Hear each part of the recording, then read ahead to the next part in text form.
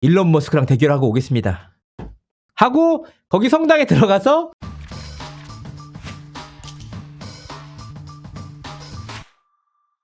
시청자 여러분 안녕하세요. 연예인 대통령 이진호입니다. 아무래도 오늘 전청조 씨 관련 공판이 진행이 됐는데 그 재판을 제가 보면서 어떤 생각이 들었냐면 이 재판은 정말 드라마다. 드라마도 이렇게 못 써. 저는 약간 진짜 너무 흥미롭게 기승전결 봤는데 정말 완벽한 구성이었고 전청조는 정말 전청조다. 숨길 수가 없어요. 그 사기꾼. 법정에서도 구라를 치다 걸리는 우리 전청조 씨 저는 진짜 리스펙 했고요. 오랜만에 보니까 좀 반갑더라고.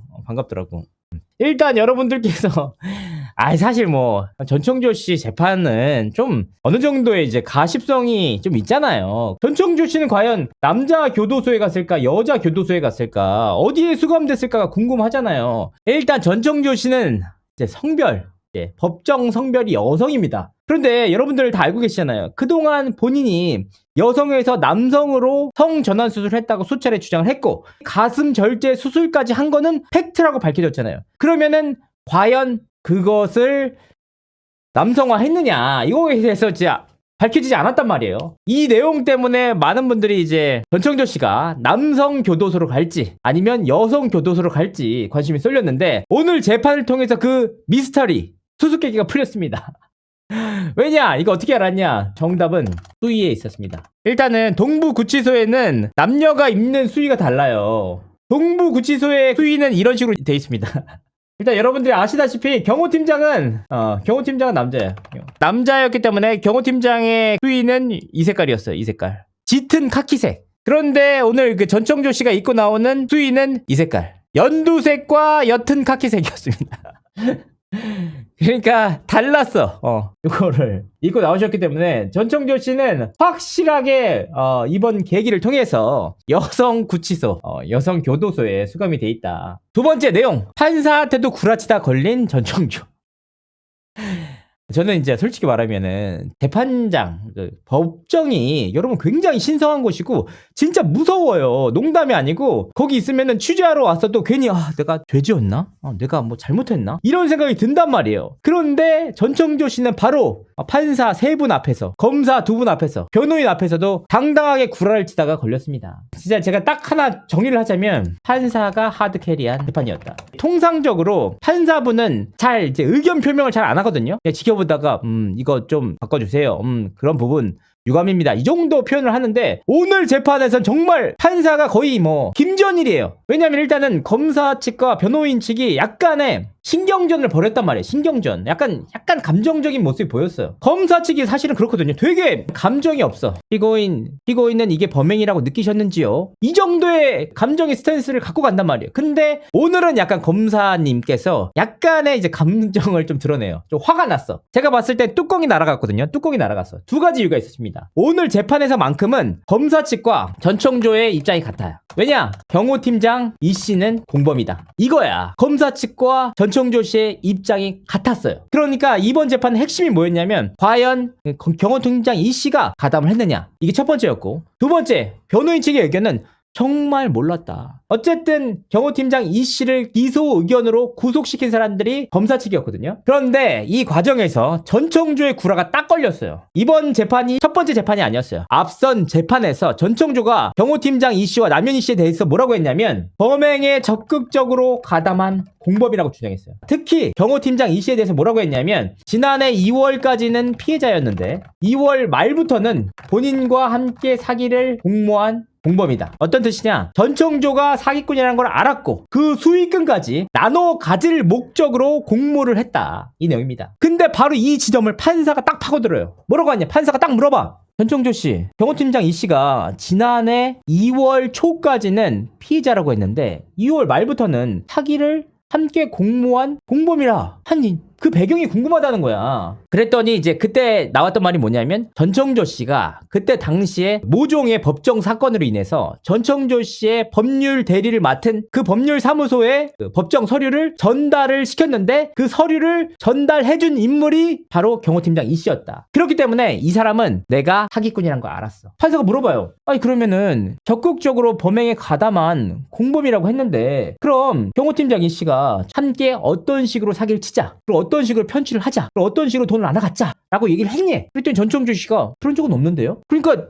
재판 현장에 진짜 아수라장이 됐어. 아수라장 갑자기. 그러니까 판사가 딱 집어내요. 아니 전청조 씨 지난번 재판에서는 경호팀장 이 씨가 적극적으로 범행에 가담한 공범이라고 했는데 오늘은 어떻게 계획을 했는지 공모하지도 않았고 그리고 돈 수익 어떻게 나눌지 어떤 식으로 사기를 칠지 그런 얘기를 하나도 안 했다면서요. 맞습니까? 네, 안 했습니다. 그럼 왜 공범이라고 하는 거야? 제가 전과자라는 거 알고도 문제 제기 안 하고 그냥 제가 시키는 대로 했으니까. 이러니까 바로 이 지점에서 판사가 얘기해요. 아니 말이 달라졌잖아. 그러니까 본중에서 얘기했지만 구라치다 걸린 거예요. 전청조 씨 또 구라치다가. 그러니까 딱 그 시점에 경호팀장 이 씨가 마스크를 쓰고 있었거든요. 마스크를 막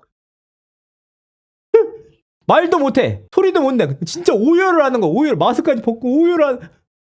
너무 억울했나 봐. 판사가 계속 물어보려고 하는데 여기서 진짜 저는 핵심이라고 생각했는데 갑자기 변호사께서 말려요. 지금 피의자가 너무 감정이 격해지고 억울한 감정 때문에 감정을 추스릴 수가 없다. 그러니까 지금 판사가 진짜 핵심적인 질문을 할 그 타이밍에 좀 아쉬웠어. 그러니까 갑자기 쉬다 오라고 하거든요. 그래서 심지어 휴정까지 이뤄집니다. 근데 제일 중요한 건 뭐냐면 전청조 씨는 내가 사기 전과가 있다는 것을 경호팀장 이 씨가 알고도 내가 거짓말 치는 지시를 다 했는데 경호팀장 이 씨가 따랐잖아. 그러니까 공범이다 라는 거였거든요. 정작 경호팀장 이 씨는 전청조 씨가 사기꾼이라는 걸 몰랐대. 그러니까 여기서 좀 갈려요. 여기가 검사 측이 뚜껑이 날아간 1번이에요. 왜냐하면은 사실 나는 전청조 씨가 사기꾼이기 때문에 사기꾼의 진술이 과연 신빙성이 있나가 좀 의문부호가 있지만 어쨌든 검사 입장에서는 전청조 씨의 진술이 되게 중요하잖아요.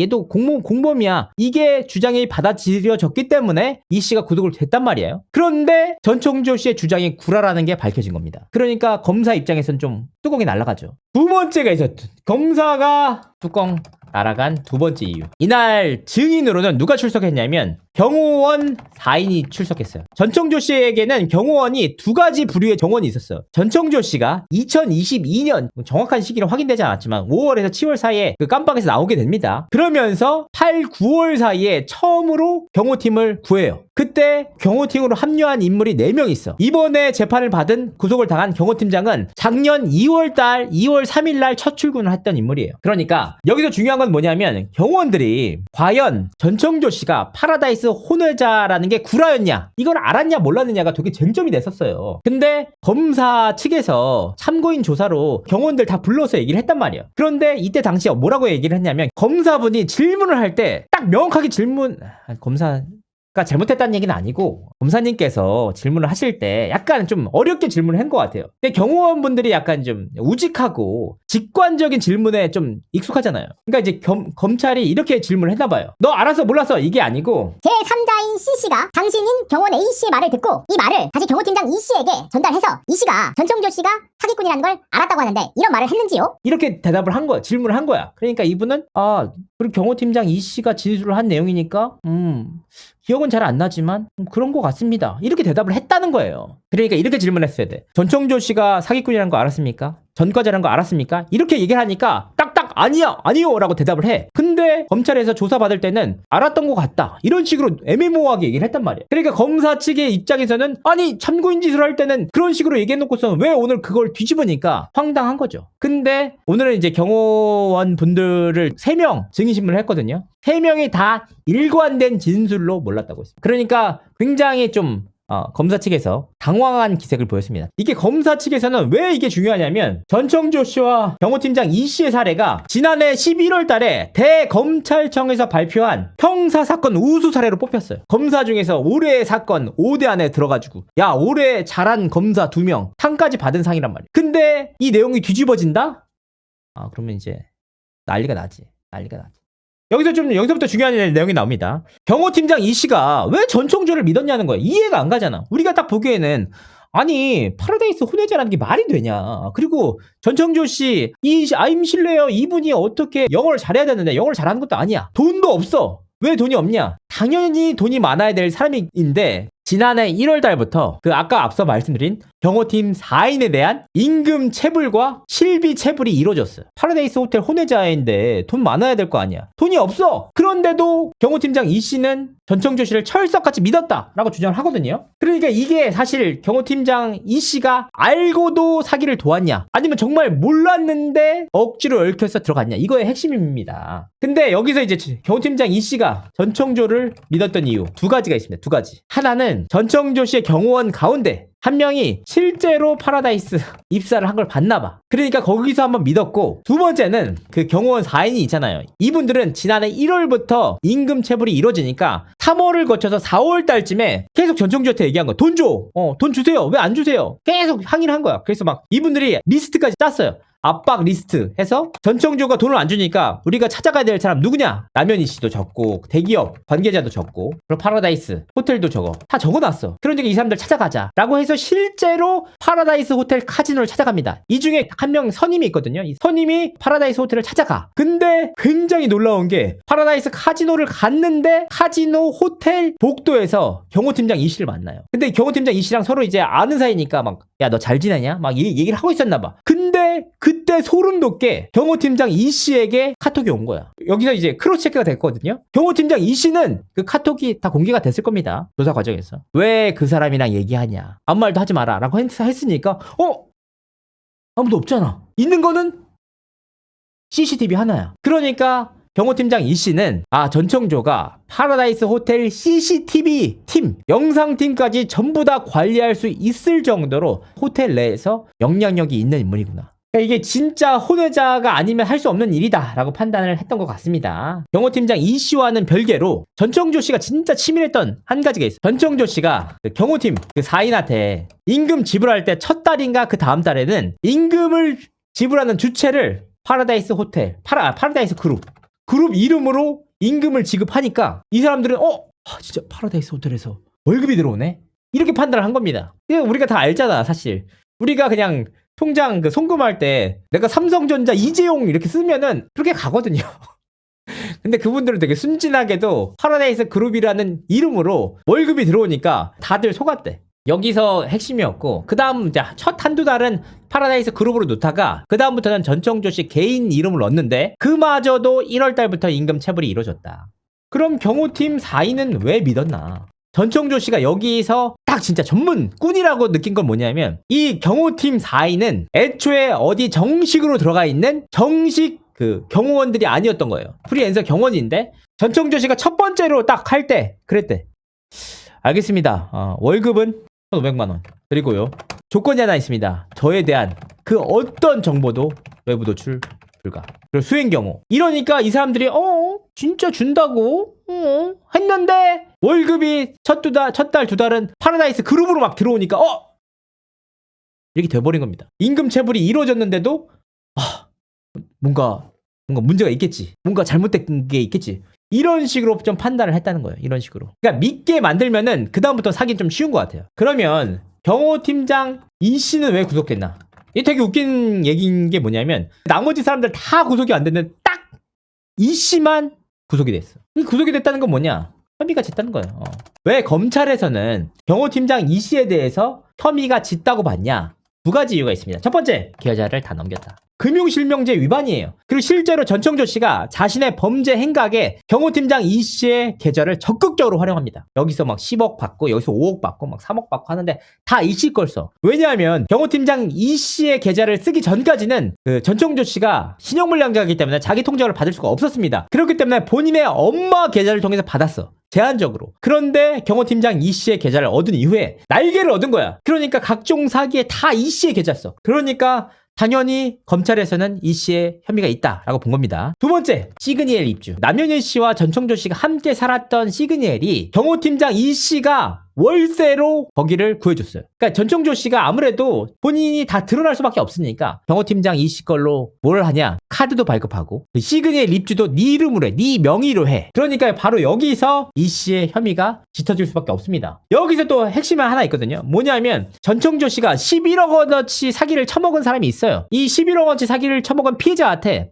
우리 경호팀장 이 씨 좀 챙겨줘라. 3억 줘라. 이런 얘기를 피해자한테 한 거야. 그러니까 피해자는 그 자료가 있어. 근데 실제로 3억을 줬냐? 이거의 문제인데 3억을 주진 않았어. 공모를 해서 그 돈을 받을 목적으로 했다고 볼 수밖에 없는 겁니다. 그러니까 여러모로 경호팀장 이 씨가 이 세 가지 그 내용에 비춰봤을 때 네 명의를 왜 빌려줘? 시그니엘 들어갔는데 네 돈 내가지고 거기에 입주하기까지 해줬어. 근데 피해자가 전청조 씨가 우리 경호팀장한테 3억 챙겨줘. 이렇게까지 얘기를 했으니까 이 모든 게 성립이 되니까 너는 공모를 했어 라고 해서 구속이 된 겁니다. 그러면 왜 경호팀장 이 씨는 왜 공범이 아니라고 주장하냐? 사실 그래요. 죄인들이 다 자기 억울하다고 하지. 그런데 경호팀장 이 씨의 경우에는 확실하게 어느 정도의 근거가 있어요. 뭐냐? 범행을 공모했다. 금전적인 이익이 있어야 돼. 근데 경호팀장 이 씨는 손해를 봤어.